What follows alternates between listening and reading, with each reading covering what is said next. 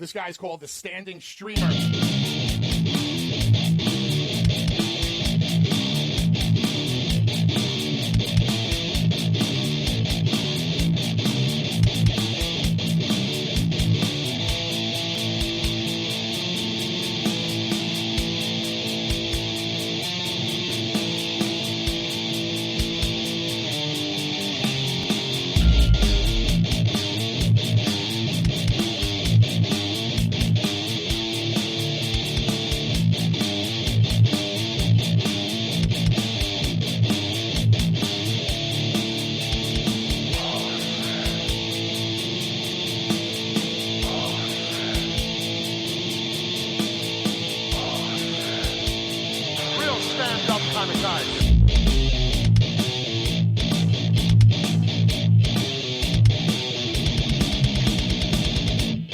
Oh, good for you.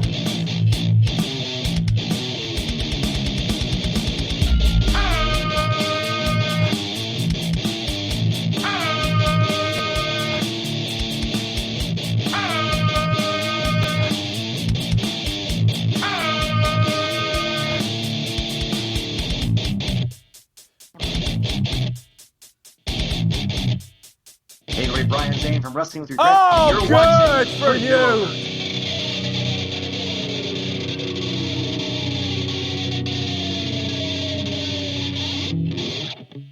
Well, hello, everybody. Welcome to. I can't hear. I can never hear. There we go. Yeah, much better. Welcome, everybody, to Putting You Over. I am the Standing Streamer. Hello, the Blowout Man. How's it going? What's going on? Thank you, Wally the Green Monster, for the host and the sub. So, the Beer City Bruiser should be stumbling in here any minute. And if you've never seen, well, we had his tag team partner, Brian Malonis of the Bouncers, on a week ago, maybe, I think. Yeah, a week ago. A week ago. And if you've never seen the Bouncers, go to ringofhonor.com. Check them out. Yeah, I mean, hell, if you really like Ring of Honor, just sign up for their Honor Club. And they're doing a whole bunch of stuff, especially now, to keep people still relevant and stay up there and afloat while they can.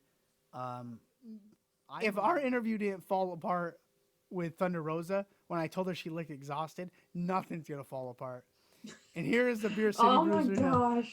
I'm gonna walk around. I'm gonna pin his video, and then we're gonna get this going. Oh, nice. I got it when it first came out, 20 some years ago, and it's been like my favorite shirt ever since then. As you can see, it's old. Son of a bitch. Keep talking, Vanessa. Oh. But I got an actual ad an ECW show that I got to watch him wrestle at. So. Oh, nice. See, I miss kind of like, I don't know, I think I might have been too young for ECW. I kind of missed that boat. Yeah. I don't That know. was right in my wheelhouse. This is what made me fall in love with like wrestling, because it was the first real feud I got into.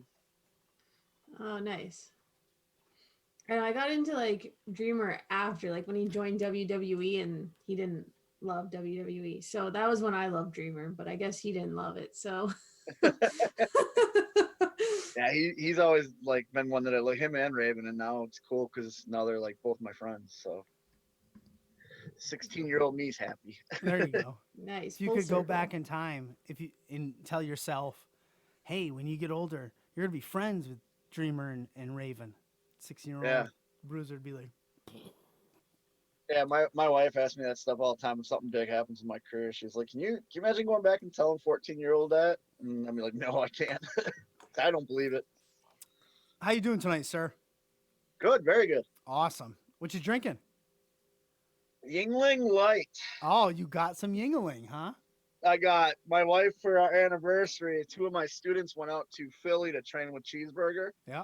And she finagled, because our anniversary is coming up next week, I think it is, 2 weeks. How long? And she finagled them. We've been married 10 years. Oh, awesome. And so she talked to them, and they brought back 2, 4, 6 cases of beer for me. Oh, I gotta get. It sounds like a Canada trip to the States. Canada doesn't have any good beer. I have to Oh, get some friends like that. Ouch. It hurt. He might have a point though. I can't think of any good Canadian beer. I've tried most of them, and I still haven't found one. I'll keep trying. We were I'm just sad. Good whiskey. We do have good whiskey. what do you drink up there, Vanessa? What is your, you said hard cider, right? Yeah, we have a good like local hard cider, and we have like a couple good craft breweries here. Canadian, I don't, Keith's. It's probably a decent one. Out of Nova Scotia. I haven't had craft beer up there yet. I've only had like the big ones, so Yeah. I'm interested in trying a craft beer. Yeah. Yeah, there's some good ones around. Like I can only speak for where I am at, but We were just discussing before you came on. We had your tag team partner, I, I think a week ago on this show, and he was telling us a story, how he was in the ring with Cena, and Vince McMahon rolled in, and raised his hand, and then took the fu by Cena, and I'm like, wow, man, what a great McMahon story, you know, in a Yeah. independent wrestling ring at an event, like you never see that. So when I was learning about you for tonight's show, you actually also have a very interesting McMahon-ish story, and it relates with your appearance in the WW. I think it was WWE, maybe F at that time. I don't remember. With the Simon Dean spot, and where McMahon wanted to say the chops on your chest were gonorrhea, Yeah, right? So what happened was it was like the Friday, Saturday, Sunday. I had shows where I was with Chris Candido the whole time. I wrestled him every Oh, night, man.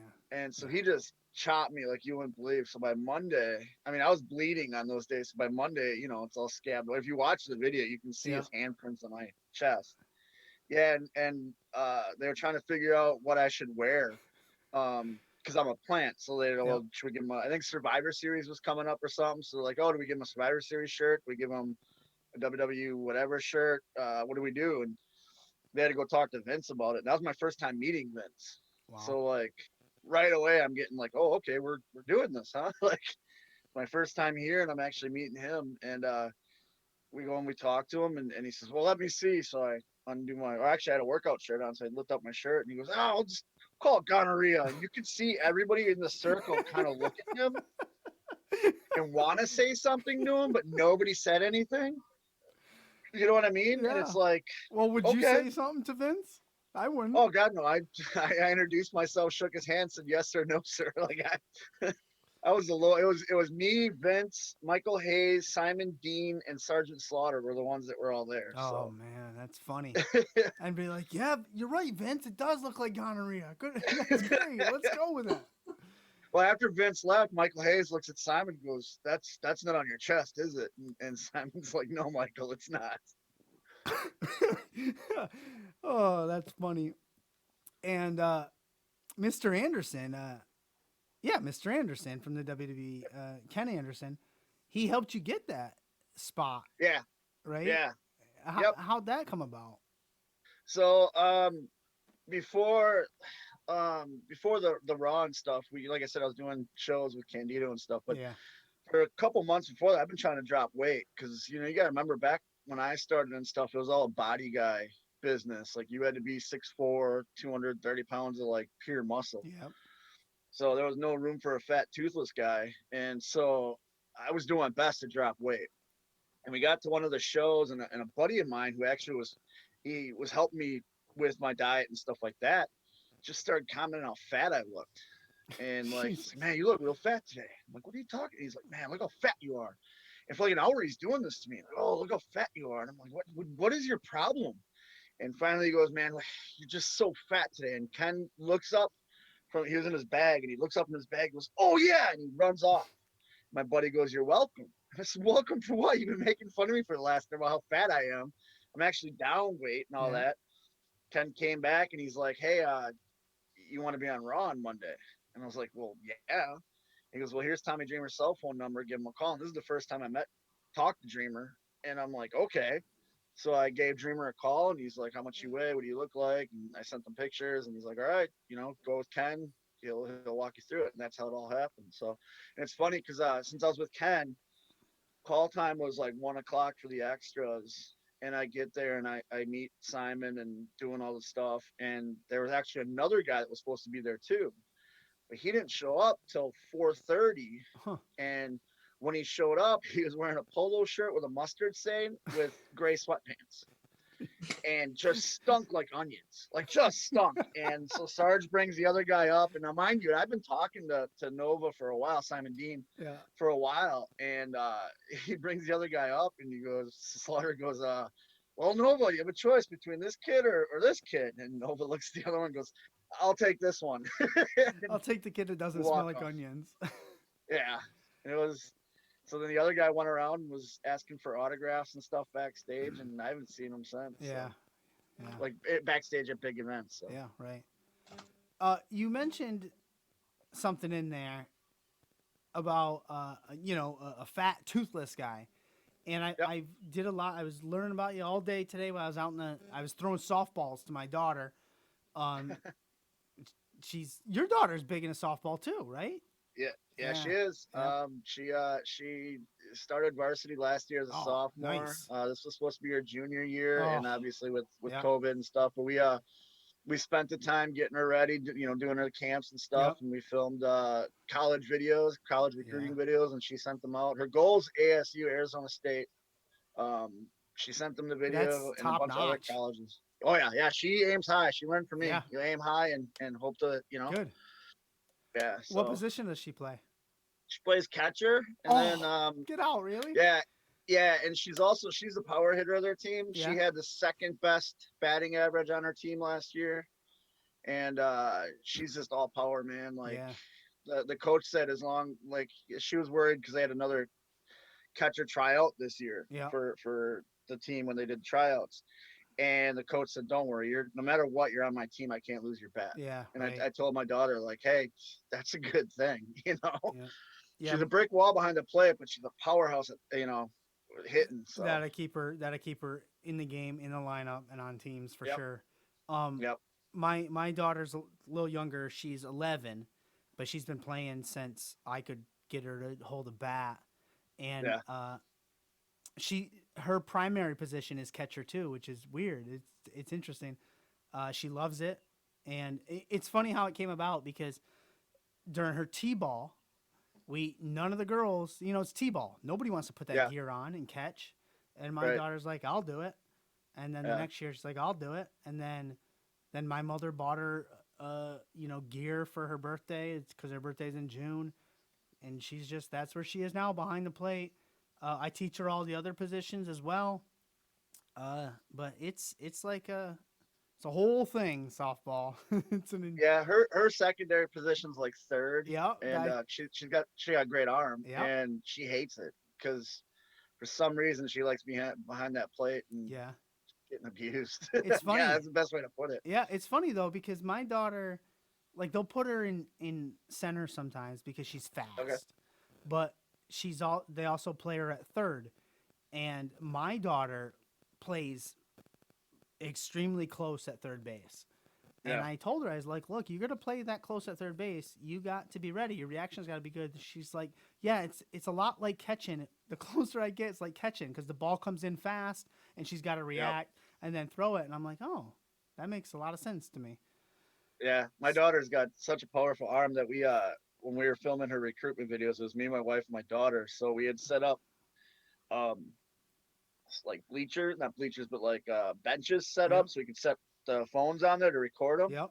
And she threw it to my wife, who was on first, and she overthrew it. She hit the bench, and she ended up denting the bench. Now the bench is so third to first, I don't know how long that is, but the bench was a good 10 yards behind first, and she dented it real bad. And I'm like, well, maybe nobody will notice. That's probably But I said, that's the power you have in that arm. That's what they're looking for. It's like 50. Yeah, go right over to that bench and show them. Look, she's dented this bench from like 50 feet away.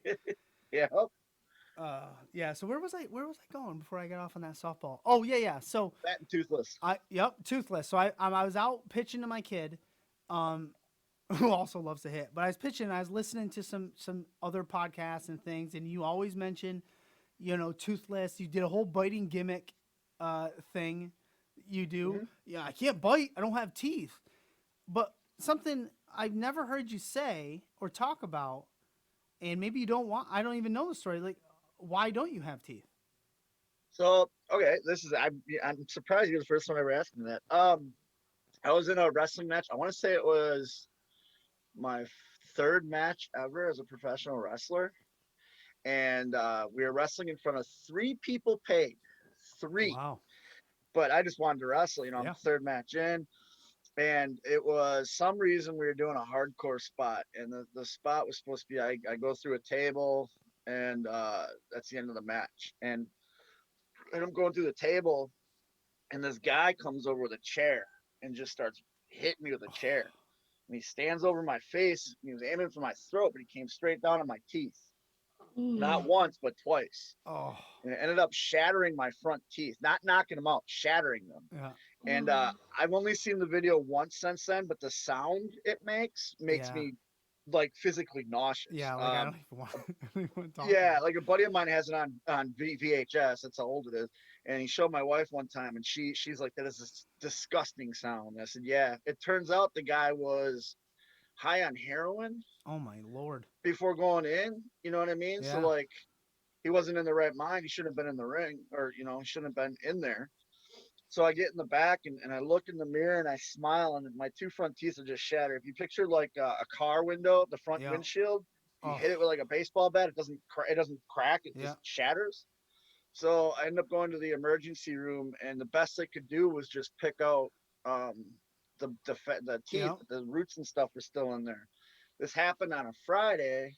There's no dentist office till Monday, Oh. so I had to sit with just jagged pieces of teeth till Monday when I can get them taken out, and that was it. Now it's funny because like I met my wife, with no teeth.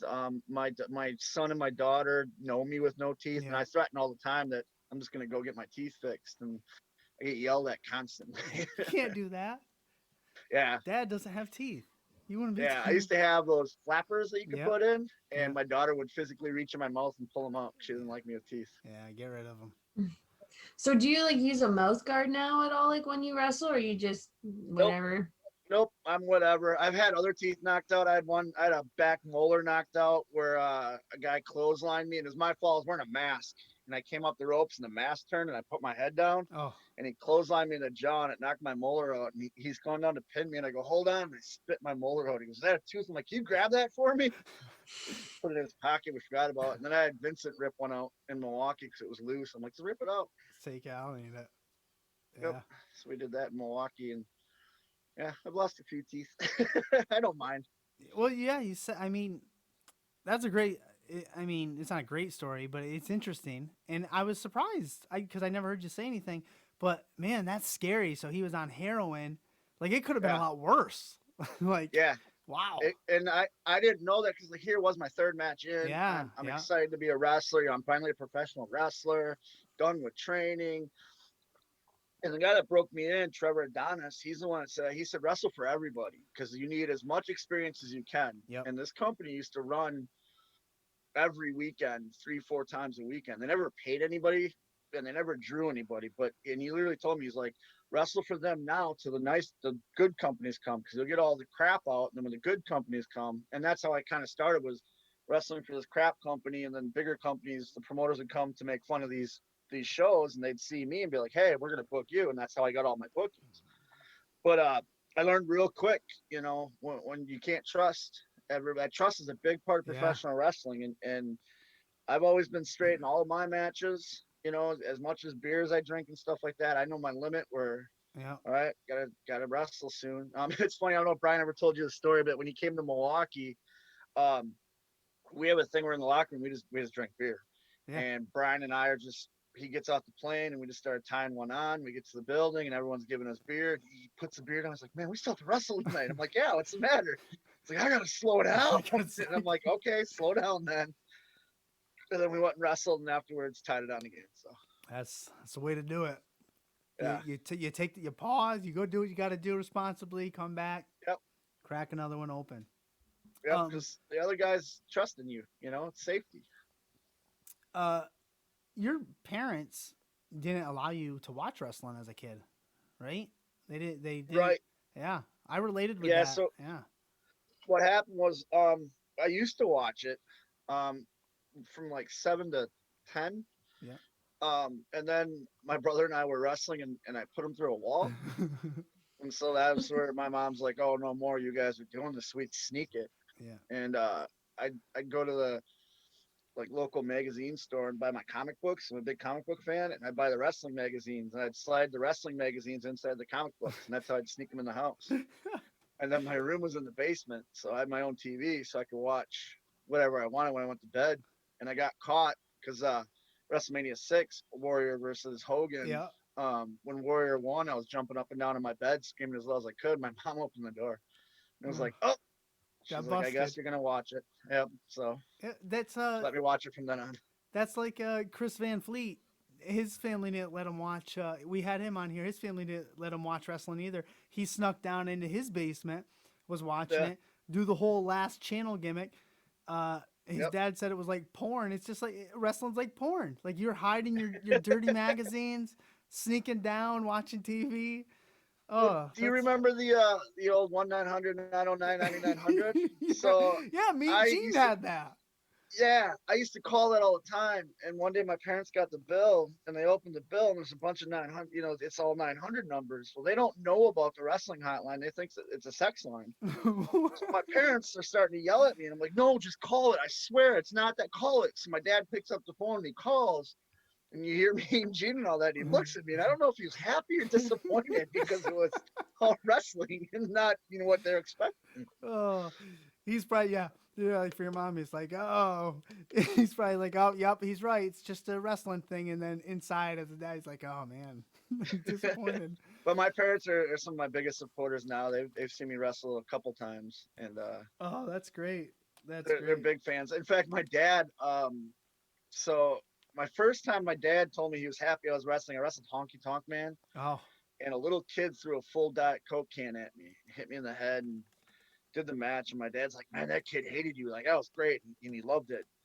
And then you go to Ring of Honor, and they hadn't seen me in Ring of Honor yet, and so they came in to watch. And Brian and I had just started getting over as the bouncers. The crowd's chanting beer, and I guess a lady in front of my parents was really talking about Brian and I, how much he loves us and stuff like that. So my dad's like, "Well, if you want to meet him, just come with me. We'll go outside and we'll meet him." And so my dad texts me, and he's like, "Hey, come out to the lobby. We want to see you." And I was like, "Okay, yeah, I got to go that way to get to my room." So Brian and I walk out. And there's my mom and dad. My dad's like, "Oh, you got to meet this lady. She's a big fan of yours." I'm like, "Okay, I'll do it real quick." But then, I want to get away from because it's like you want to compress, you want to decompress after the shows. So I walk over, and the lady, I meet her, and I take a picture with her, and Brian does. And then the next thing you know, there's more people coming, and more people and more people. And Brian's like, "What is going on?" I'm like, I don't know. Turns out my dad went to the end, like where the merch table was, and there's fans going, "Oh, there's at the bounces." And my dad's like, "Oh yeah, that's my son. You want to meet him? Come on over." And my dad had lined up a group of people to do like a mini meet and greet with me and Brian. And we're trying to explain to my dad, like, "You can't do that. Like, we get paid to do this, Dad. We don't do like, we love our fans, but like Ring of Honor should be pissed." My dad would have charged. Yeah, my dad goes, "Wait, people pay to take pictures with you?" I'm like, "Yeah, Dad, they do that." And he's like, "Why? You're just you." Well, Dad, this is what I do. Yeah. Now let me go get my 8x10s. Give me 20 apiece. I wanna go back in time a little bit. You trained under one of the greatest wrestlers, if not the greatest wrestlers of all time in Harley Race. Yep. And you said something in another interview or podcast that was so like just blew my mind.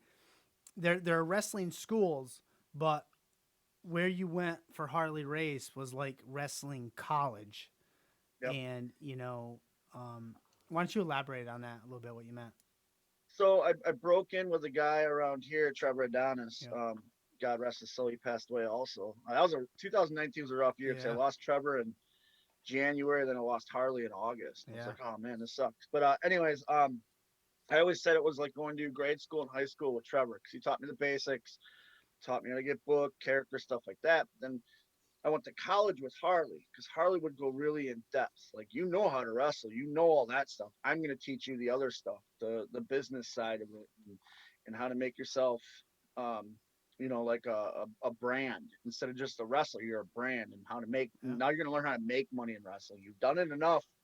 You're good in the ring. We're going to make you a brand, and I learned so much from Harley. Like, just talking to him. He'd open the school. You get to the school, the office around 10:30, and I'd be there right at 10:30, and I'd spend the whole day with him. I'd do chores around the gym and school and stuff, and I'd take a break to go work out. We'd go to lunch, and Wow. and it would really just ask him a question and then let him talk. And that's the cool thing about all the legends. If you ask them a question, they will talk for 2 hours on that one question, and you can learn so much. And Harley would bring out the wrestling at the Chase books, and he'd tell me how he Yeah. booked matches and shows, and we'd watch his old matches, and he'd tell me why he did things. And I Wow. just told a story on Twitter, actually, where we were doing promos, and Harley's watching us do the promos, and no one could really nail the promo. And Harley goes, "Nope, nope, stop! Like, let me show you." And he got up out of his chair, and anytime he got up out of his chair, you knew it was something big because he was so beat up. Yep. So he gets up out of the chair and he walks up and he puts his head down for 30 seconds, picks it up, and he cut probably one of the best promos I've ever heard just on the fly. Wow. And he goes, "And that's how you do it." And he broke it down for us. You know what I mean? Like, Yeah. it was college, man. I earned my degree in wrestling from Harley Race Academy. Yeah, you got a master's degree. That's insane. Yeah. You know, what was I was gonna say? Joe Henning was there, right? Mr. Yeah. Perfect's kid. Yeah. So he had done some training in Minnesota with Brand Renegans Yeah. and Brock Lesnar. And then he moved to Harley's, and he was real, like, they hadn't had much ring time. And him and I kind of got along right away because I'm from Wisconsin, he's from Minnesota, so it's like, hey, cool, we're from kind of the same area. Yep. And he'd go with me when he moved down there. Like, we became connected at the hip, and we'd go into Harley's office and we'd ask all the questions, and then we'd do just him and I would get in the ring and roll around while Harley watched, and it was really cool because training officially didn't start till 5, but we'd be there at 10:30, 11. So maybe 1 o'clock, him and I would get in because we want to try something. And Harley would watch and, nope, try this. No, put your foot here. No, do this here. And it was so sad to see that. I was happy when Joe got signed because, Yeah. he's living his legacy. But then it's like towards the later part, you're like, man, guys, just let him wrestle. Like, he is such a good wrestler. Yeah. And like he has great ideas and I've been talking to him. I talk to him all the time, but like, he was just upset because like he'd pitch ideas and they wouldn't use it, and we actually just had a conversation about Yuengling because some guy did some work on his house, and he wanted to buy him a case of Yuengling, and he goes, "Hey man, that beer you introduced me to," I said, "Yeah, Yuengling." He's like, "Yeah, where do you get that?" It's like, "Oh man, you can't get it in Minnesota or Wisconsin." He's like, "Oh God, we got to get something." I'm like, "Yeah." So I texted him the picture of the cases my wife got me. He's like, "Well, you gonna ship one to me?" No, I'm not. No, you're not getting any of this. Get your own. Yep. Yeah, man. They did. I wish they would have done more with him in the WWE, WWF, WWE, but he's doing his thing, Yeah. So you're the Beer City Bruiser, and you trained with Harley Race, who Yep. definitely could throw a few back here and there. Are there any insane Harley Race drinking stories? Yeah. So nobody can outdrink Harley. Nobody. I know. I've tried. Um, uh, he, man, there's a 4th of July at his house one time where all the students went to his condo in Lake of the Ozarks, and we all brought a case of beer. So there's like 10 or 11 cases of beer. We drank that all day and all night. We were drinking Crown Royal, whiskey, and stuff like that. And all of us are just plastered. And Harley was cool as a cucumber. And then there's a bar down there. It used to be called Buzzer McGee's, and it was a great bar because they always great had bar dollar name. beer night. Anytime the Kansas City Chiefs played, the St. Louis Rams played, the Cardinals played, or the Royals played, it was always dollar beer night. So of course, as wrestlers, we're 4 wrestlers, we go there for dollar beer night. Yeah, why not? Well, the original owner I met at Harley used to have these crazy Christmas parties, and it'd just be beer flowing everywhere. And the guy goes, "You know how I met Harley?" I says, "No, how's that?" He says, "Well, one day I opened up the bar, and a man walked in, sat down, says, 'Give me your most expensive scotch.' And so I poured a glass. He goes, 'No, no, I want the bottle.' So the guy put the bottle down, and throughout the day, they drank the whole bottle, finished the bottle, and the man ordered a second bottle. By the time they finished that, the guy had to go home, the owner. And so he's like, 'I need to get home.' And the man said, 'Well, I'll drive you,' and drove him home stone cold sober. And that was Harley Race. Wow. And that's how him and Harley, till the day Harley passed away, they were best friends. Wow. You know, yeah, like I never seen a guy put away as much beer as Harley. And it was nonstop. And it was kind of sad too. When we got to the end of his life, I did like a full circle thing where I trained there, and when I got signed with Ring of Honor, they wanted a Ring of Honor rep at the week long camp. So Ring of Honor sent me, and it showed I kind of went full circle. Yeah. And Steve Carino was representing WWE there, and Steve and I go way back. Steve's kind of like a mentor to me. He is a mentor to me. And Steve goes, "Man, I just want to." You always tell the story of having a beer with Harley. Like, I just want to have a beer with Harley. I'm like, "Well, we'll find out if we can." But he was so far along mentally and stuff, they wouldn't let him drink a beer. Oh, So I'm like, "Well, let's find out what he can drink." So we ended up having like a Diet Pepsi with him instead. still. And Carino's like, "Well, it's something, Yeah. you know." Yeah. He I've heard other people tell stories about Harley. It just seems like he had a heart of gold, you know? Oh yeah. It's some of those stories are just phenomenal. We were all his kids. Like, yes, we were Yeah. students, but we were all his kids. I've told the story in the past where one time my electricity got shut off in my apartment, and ended up the bill ended up getting paid, and Yeah. it was an anonymous payday, and I found out it was Harley, and he Oh. never asked for any money back. He never took money out of my paydays. He never did anything. He did it without me saying anything to him, without him saying looking for. He just did it because he knew that I moved away from home to come down there to learn from him, and he's just so kind and so good that he did that out of the kindness of his heart. Amazing. Amazing, amazing man. Um how did you get started? There's like I know how you got started with Ring of Honor, and I think it's a phenomenal, great story. And I would love for you to tell it how you got went to Yeah. the Ring of Honor school. So my wife and I, we were when we met and stuff like that, my father-in-law was like a closeted wrestling fan. He's a big racing fan, and racing, and it's funny, and I didn't know this till I met her and him, that racing and wrestling kind of go hand in hand. Yep. The way everything's run, as far as like I watch how races are put together. It was funny because my father-in-law was trying to explain racing to me. He'd use wrestling terms, and I got it. And I was like, "Oh my god!" And so he would come to any show that he could come to locally. He'd come to, and he'd watch me and push me. And I get off the road and stuff. My wife was his caretaker, so she'd be over there. And whenever I get off the road, I'd always come in to his house because that's where she was. And he'd always be up, wanting to talk to me, see how it was, because he got it, because he came from the racing world. Mm-hmm. Well, when he was friends with Carino too, and Carino and Kevin Kelly, a bunch of these guys are telling me, you need to do a Ring of Honor tryout. You need to do it. They'll love you. They're into characters right now. They're trying to redo stuff. They would love you. And I was just like, man, I don't know. I just got back from Harley's. I'm kind of like a big fish in a small pond here. So I was doing indies. I was booked every weekend. I was doing indies. I was kind of, half living the dream, I guess. Yeah. And I said I didn't want to do another camp because they're so stressful and nothing ever comes. I don't want to, and I don't want to spend the money on it and all that. Well, we lost him in 2013. He passed away, and in his will he had left money aside, and the only way that we could touch that was if I used it for the Ring of Honor tryout camp. It was enough to cover the tryout camp, a flight, a rental car, and a hotel. Wow. And so in 2014, I ended up signing up for it and doing it. And I remember telling my wife before I left, like, I don't want to just be a guy at the tryout camp. Like, I want to be the guy. Like, I want to be the guy that everyone's talking about at the end of that camp.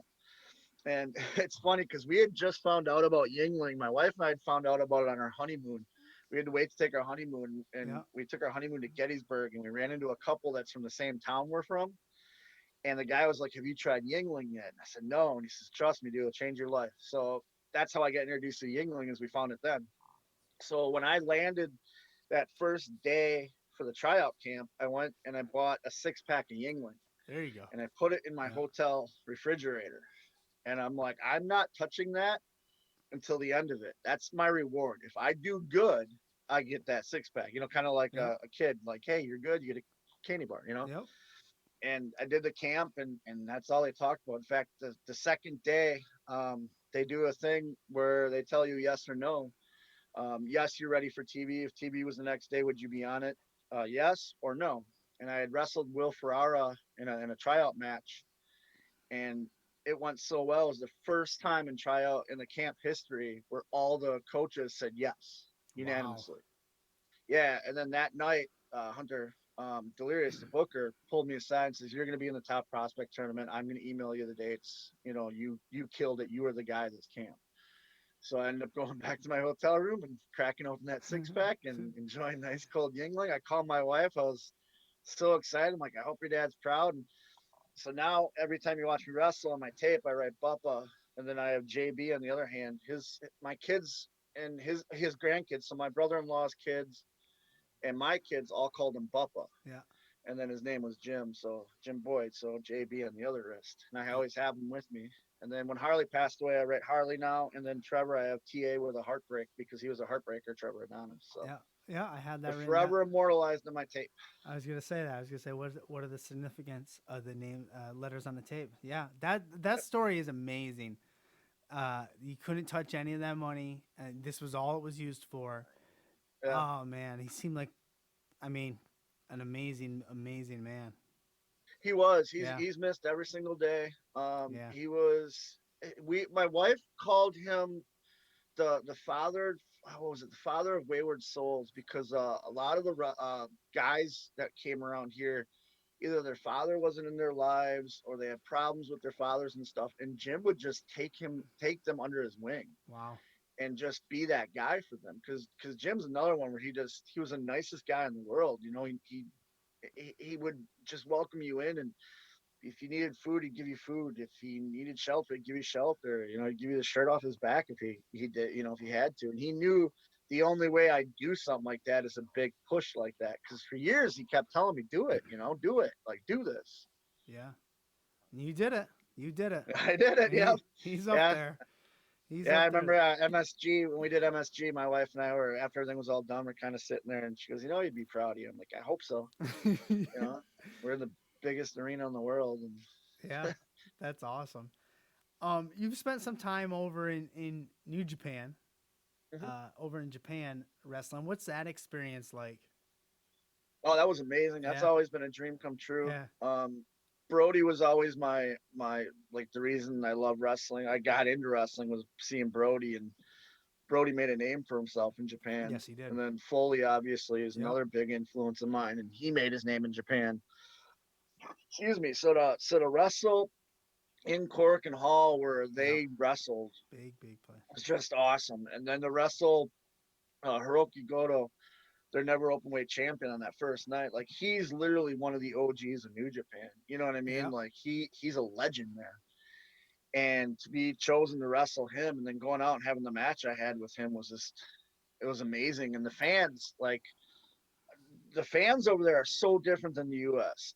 US fans are great, but like they still believe in the sport and they still believe in the characters and stuff, and they don't try to do the dirt sheets and all that. So like what they see, they believe. And I got them to run away because I'd spit beer at them. And like after the show, they'd come up and pay me money and beer because they want me to spit beer in their face. And it's like, what is going on here? But it's amazing. I love Japanese crowds. It's so fun to wrestle in front of. And then the second day, I ended up wrestling twice on the just on the fly. I was scheduled to wrestle Hanrei, Toa Hanrei, the first match, and that was just the only match I was scheduled in. Well, Dalton Castle was supposed to rent Trent in the main event for the ROH World Title, but they were both hurt. This is when Dalton was going through his back issues, and Trent had torn his pec and his bicep.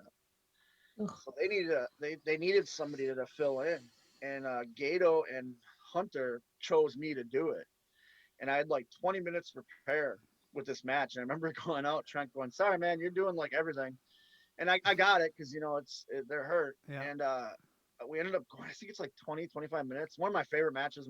The whole tour was one of my favorite, but when I got done, Gato walked up and I forget what he said in Japanese, but it translated to workhorse. Yeah. Because in Japan, you don't wrestle twice on one card. You very rarely do. And because I did it on the fly like that, he was really impressed. And we did a happy hour with the Gorillas of Destiny. And they brought that up. Like, oh, you're that guy. You're the. And they say the name and Yeah. stuff. And I was like, yeah, that's what they That's called me. me. Gorillas of Destiny. That is a dream match you guys would like to have, right? The Bouncers. Yeah. We were supposed to do something with them before COVID hit. Like we are when we went back to it was supposed to be after New York. They were in the feud with the Briscoe brothers, and they were the champions. And we were supposed to wrestle the champions the next night in Lowell, and the Briscoes beat them. So we ended up wrestling the Briscoes. But we were told, "Don't worry, you're going to wrestle these guys." So then when War of the Worlds came up, we were scheduled to wrestle them. But then COVID hit, and everything went to shit. So it's Yeah. like, okay. But we were supposed to do the Bullet Club beach party with them. We were supposed to play beer pong against them. Like we were supposed to do a bunch of stuff. So with our happy hour that we do, I reached out to Brian, like, what if we got the Gorillas on here? Like, we literally want to talk this match into existence. So every chance we get, we're like, yeah, we want the Gorillas of Destiny. So I reached out to him on Twitter, and they're like, oh yeah, we'd love to do it. And Toa doesn't usually do stuff unless New Japan tells him to do it. Right. And he's like, you know what, I'll do it, you guys. That's cool. And we're like, are you sure? He's like, no, that's cool. You guys are cool. And before we got rolling with everything, we're telling them, they're like, no, we want to work you guys. And we're like, yeah, we want to work you. Like, we don't care if it's in America. We don't care if it's in Japan. We just think it's going to be a hell of a match, and they're real excited and we're so excited. So hopefully when we get back to everything, we can wrestle them. Have you picked up any new traits or skills during COVID that you can use in or out of the ring? Yeah, I've learned how to edit videos. So when you There look at you our go. happy hours and stuff like Yeah. that, that's me editing. Nice. I'm editing those together, and then my wife and I both been learning together. So like, I did a video a while back where I surprised my parents on a trip, and that was my wife editing it. And then we did I don't know if you saw the bouncers with their babysitting tips on YouTube. We have that. That was her and I, and then the one where Vinny and Salem and stuff. And so her and I are learning how to edit videos and stuff like that because I wanted to stay relevant during COVID. And since I Yeah. can't wrestle, I might as well do something online. And the happy hour came about actually when we were still wrestling. Brian had brought it up because we were both pretty banged up and we still wanted to be on TV, but we couldn't really bump. And Brian's like, what if we did like a talk show segment where like we're at the bar and we're talking to people and Yeah. just it never goes right. I'm like, dude, let's pitch it. So we pitch it and they're like, that's good, but we're starting this, so let's wait. So when COVID happened, we reached out to the creative and we're like, hey, can we try that? And they're like, you know what? Give it a try. If it gets good, views, we'll keep with it. So the first one we do a session month, and it had the second highest views on all the social media. Wow. And they're like, keep doing it, keep having guests. So every week we just came up with more and more guests, and I think our Gorillas of Destiny is probably the biggest one that we've had so far. It's just huge, But it was just That trying the sounds, best we can to yeah, stay relevant, man. exactly. It sounds great. Why don't you explain to the people in Twitch and when we push out to YouTube where they can find that happy hour? It's on Ring of Honor's YouTube page. Every Tuesday, the new one drops. And then I'm adding all the old ones to the Beer City Bruiser YouTube page. I'm waiting for them to so I just put the session month one. I'm starting all over again on my Yep. YouTube page. So either ROH YouTube or the Beer City Bruiser YouTube, and you can catch those, and they're awesome. Like they're fun. Yeah. I don't know how else to put them. It's just us being us trying to interview people, and it fails every time. Yeah, it's literally what I do here. I try to put on a show at a Yeah. bar usually, and Yeah. it usually fails in some sense. I mean, this past what day did we have Thunder Rosa on, Vanessa? Tuesday? Saturday. Saturday. So Saturday we had Thunder Rosa on again for the second time. it was our 50th episode, and I open up the interview with, oh man, Thunder, you look exhausted, and I guess you're not. My wife told me, Vanessa told me, you're not supposed You to. don't say that. You don't say that to women. No. See, you're the only one who didn't get that memo. Like, how? Well, I don't know, And you're man. married too, right? You just said your wife. Like, Yeah, come on, man. Like, I told my, I walk upstairs. My wife goes, "Why did you say that?" I go, "I don't know." Yeah. She told me she drove this long way. They just got in the hotel. She looked Yeah. exhausted. I didn't know what to say. And yeah, I learned real quick things not to say to women because my wife would just kick the crap out of me. But thank God, 10 years later, I'm making new mistakes, not old ones. Yeah. yeah, it was something I'd like to live by too. Is like I won't make the same mistake twice. Usually, never. Yeah. So, Thunder, if you're on here again, I will not say you look exhausted. I promise. Yeah, ours is like the whole idea is that we're trying something new, and, Yeah. and usually it's either the guest hanging up on us or us hanging up on the guest. Like it's just so weird. Like the session moth one is Brian's trying to get a date with session moth. Session moth thinks it's a date with me, and I'm trying to be an interviewer. It does not go well. Oh, it's great. That is great stuff. Something else I had learned about you. You are a Pearl Jam fan. Huge, And huge Pearl when Jam I fan, heard yes. when I heard that today, I was like, "This is great." He loves beer. His daughter plays softball. He is a huge Pearl Jam fan. We're not going to talk an ounce of wrestling. Have you seen Pearl Jam live? Because when I Yes, heard I have. you have. When I heard Yep. you were a Pearl Jam fan at that time, I don't think you had seen them yet, or maybe you did. I don't know. But they're great. Yeah. I've seen them probably 25 times. Yeah, I've only seen them like 2.5 Yeah, times. yeah.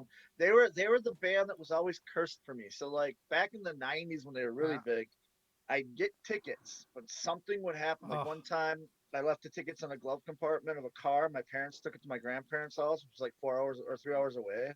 One time, I had an ex burn the tickets in front of me. Oh my god. Yeah, Oh my god. yeah. I seen it 3 times because then there was one time where it was we have this big festival here in Milwaukee called Summerfest, Yep. and they were headlining, Yep. and it was them with Tom Petty and a buddy of mine, Angel Armani, was a nice guy. He messaged me, he goes, "I know you're a big Pearl Jam fan. I have 2 extra tickets. Do you want to go?" And I was like, "Sure." So the girl I was with at the time, she's like, "All right, we're gonna go," and she's like, "You excited?" I'm like, "I'm not excited. Like, I will not be excited till I see Eddie Vedder walk out on the stage. You know what I mean?" Yep. And so we're there, and she's like, he gave us the ticket. She's like, "You have the tickets in your hand." I'm like, "Doesn't matter. Something can happen. Like, I'm just that way." We get to our seats. She's like, "Well, now we're at our seats. Look, the opening band just played or whatever." And I'm like, "Doesn't matter. Like, until I see Eddie walk out, Yeah. And then like Stone comes out, Mike McCready comes, and she's like, Are you?" I'm like, "No, Eddie's not on stage yet." And then he walks out, and I'm like, "Okay, now I'm okay." And to this day, like my wife's taken me 3 times now, and every time she asks the same thing. She's like, "You're excited?" Not till I see Eddie. When Eddie gets on the stage, it's officially a Pearl Jam concert. It's true. Yeah. Yeah, they're great. We had tickets for them 2 shows, and then COVID hit.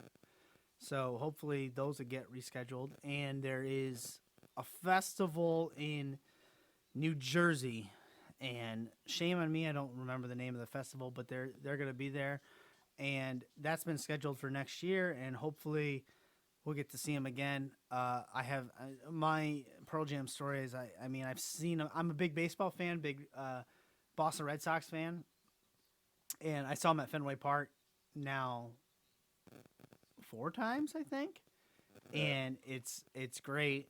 The last time my wife heard her, we brought my kids actually. I introduced my kids to Pearl Jam.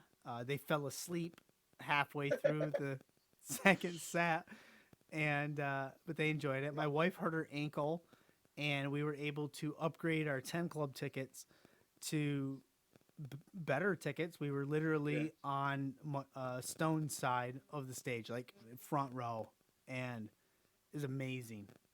Yeah, we had the one time we went, we saw like the fourth concert in, some drunk guy rolled down and ended up kneeing my wife in the back. So Oh we ended my up having God. to leave. Oh, She felt so bad. I'm like, well, yeah. And I was mad, but you know, it happens. And then the other times we saw him, we literally stayed till the lights went out at the building. You know yeah. what I mean? Like you don't know because they do the PJ 20 tour. They did like Yep. 4 encores. Yeah. You know what I mean? Yep. And you're just you can't leave. And then my kids make fun of me with Pearl Jam because it's on the oldies station. So like, Oh yeah. hey Sweet. dad, that's the oldies. Like because my two bands are Pearl Jam and Tool, Hmm. and they always make fun of me because you know come on the oldies station here. So my kids are making fun of me, but yet they can sing every single lyric to every single song. So I don't care. Have you gotten to see Tool? Yes, actually, I saw them twice. That We those ended are up they're driving. hard to see. They're amazing. They're very hard to see. Yeah. And so when Fear Inoculum came out, Yeah. my wife tried to win tickets, and we were trying so hard we couldn't get them. And it turns out they were in Kansas City, and it just so happens that I had shows that lined up where if we could do the shows and then stay on the road and go to Kansas City and see them in Kansas City. So we did that, thinking we'd never see them. Yeah. And then they came to Milwaukee one time, and the tickets sold out in a couple minutes. And I'm like, oh, there's no more. And then my wife ended up finding 2 tickets. She has these connections and stuff, and she's like, "Do you want them?" I'm like, "Yeah." And ended up taking a student of mine. His name's Dan Perch. Because my wife, she's like, "Oh, I saw him." She's not a huge fan. She's like, "Oh, I saw him. They're good." Here you But go. he's a huge Tool fan, and he was always the same way. Like, man, you can't get tickets for him. I said, "Hey, man, you want to come? I got an extra ticket." And to this day, he'll tell you it was one of the greatest times ever because they played the second tour. The second show was better than the first because they played everything. They played a lot of stuff off Fear Knocking, but they covered like the whole Yeah. genre, you know. And I love when bands like that do that. Like Metallica's done that, Pearl Jam did that, you know. Yeah. Like even if they have their new album out, they still play the old stuff, not just the hits, you know. Yeah.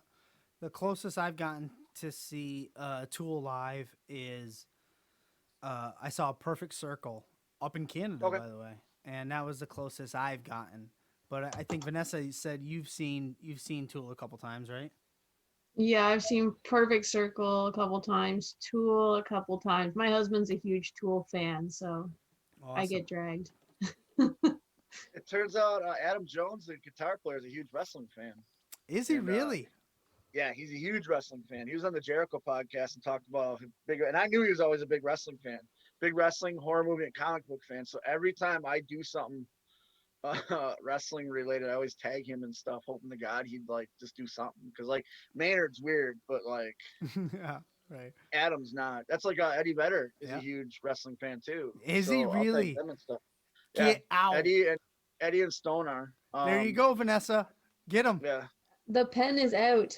Get Vanessa. I swear to God, if you get me either Eddie or Stone on this show, that's it. I'm done. I won't do it. I won't do an episode after that.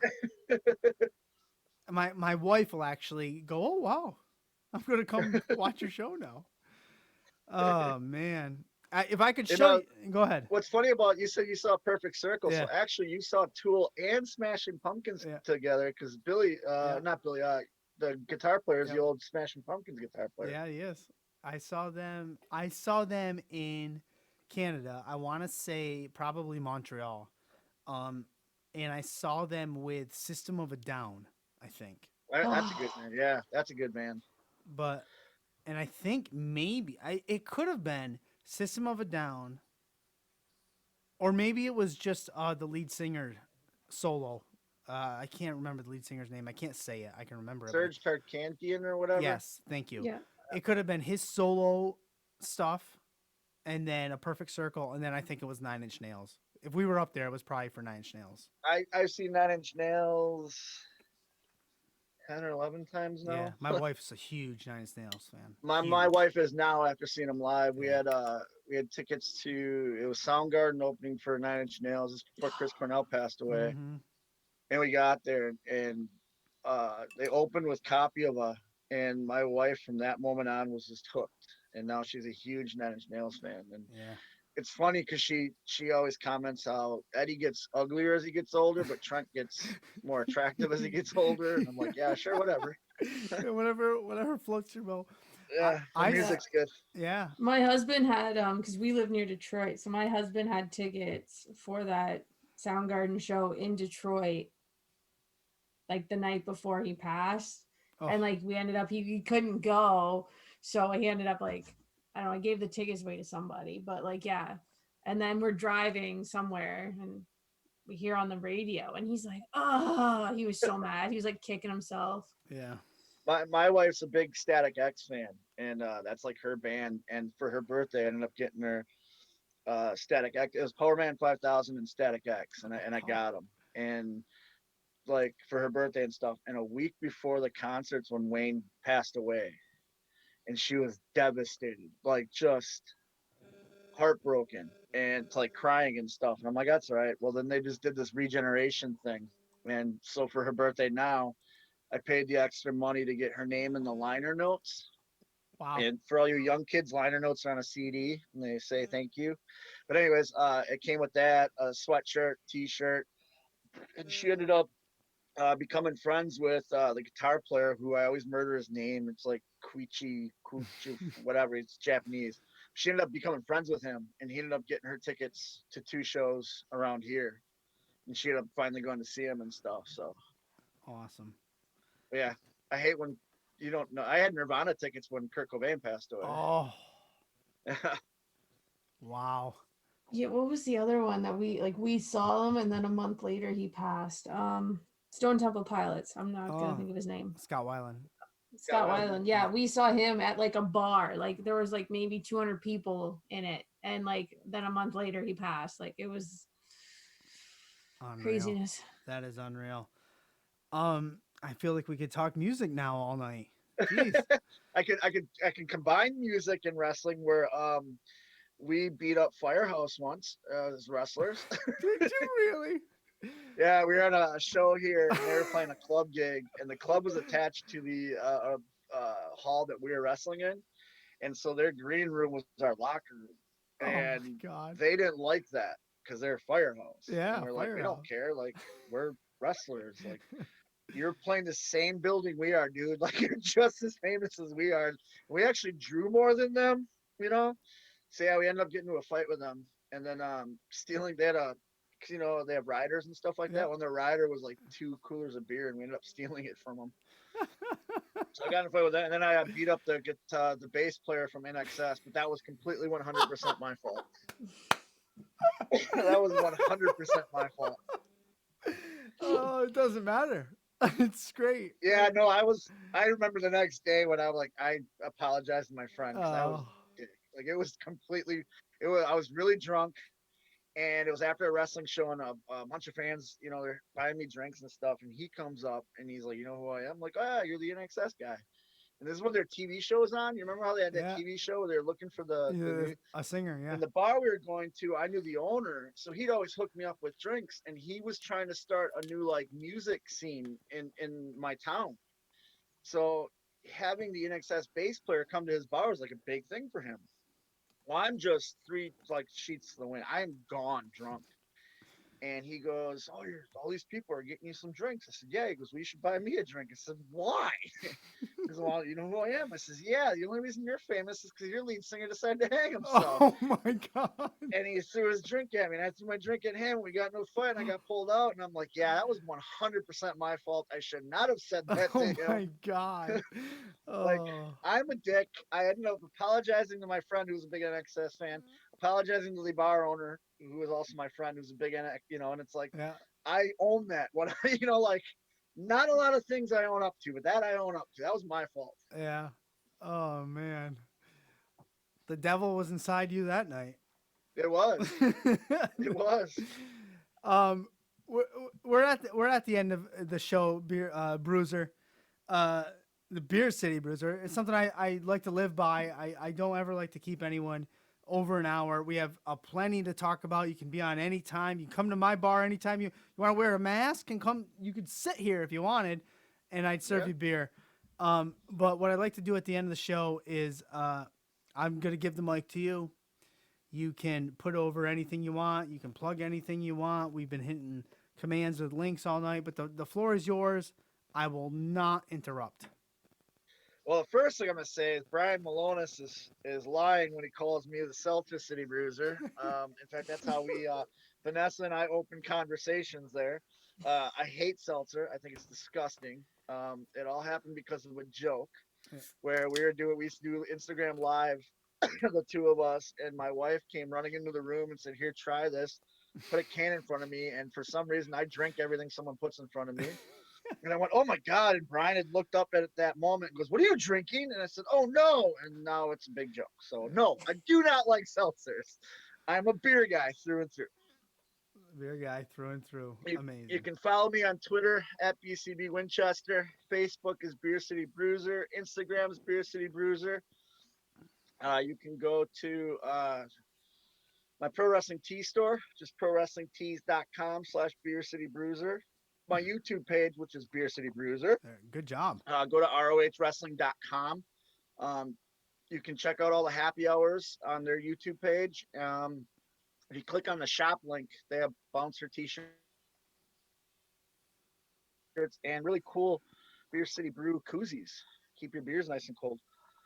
I'm on Cameo, Beer City Bruiser on Cameo. I'll do a shout out. And Celeb, was it Celeb VM? I'm on. I don't know what that is, but Yeah, I think it's shout the out same. again. Yeah, it's the same thing. Yeah, and then I interact with those people as much as I can. You know, I try to be available because without you fans, we wouldn't be doing what we're doing. And I appreciate y'all. And you see me out and about, want to have a beer? Let's have a beer. Let's have a beer. You're very personable, so I Thank you. Yeah, you're easy to talk to. Vanessa, any final words for our Beer City Bruiser? No, I'm just disappointed. There's no seltzer flavor. That's all. No, Well, no. seltzer is disgusting. It is. And I've tried seltzer. All right, my wife likes it. When Session Moth came over here, she had no idea what it was. So I had a seltzer with her because she wanted to try it, and it's disgusting. I've tried different flavors.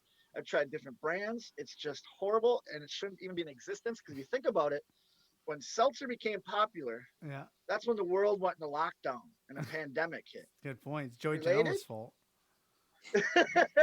That darn claw. Exactly. Oh man. I want to thank you for coming on tonight, giving us your time. It was a great conversation. I had a blast. I'd love to have you back anytime.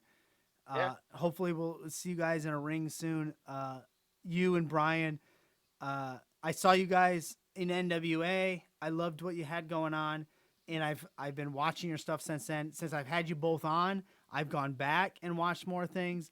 I have a new favorite tag team. Not only do I have a new favorite tag team, but I have spoken to the Retro Soft Mania people because they were looking to add a tag team to their video game in DLC content. And I said, God damn it, let's get the Bouncers in there because that is a video game tag team characters if I haven't seen one. So yeah, we'd love to do that. Virtual Basement's got a wrestling game coming out. We'll be on that. yeah, Like they did all the molding of us, and it looks really cool. awesome. Yeah. Ooh. Yeah, we're going to have those guys on. I've been talking with them, Vanessa. We'll hopefully get them on sometime in the near future. But yeah, awesome. It's been a great time tonight. And, Thank you. you know, take care, drink some beer, go have some fun with your family.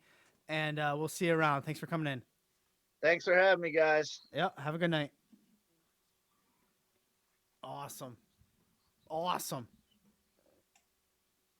That was great, Vanessa. This guy's called the Standing Streamer.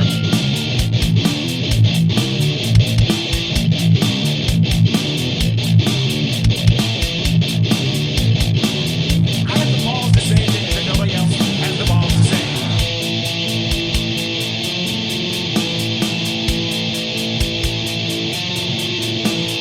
The champ is here!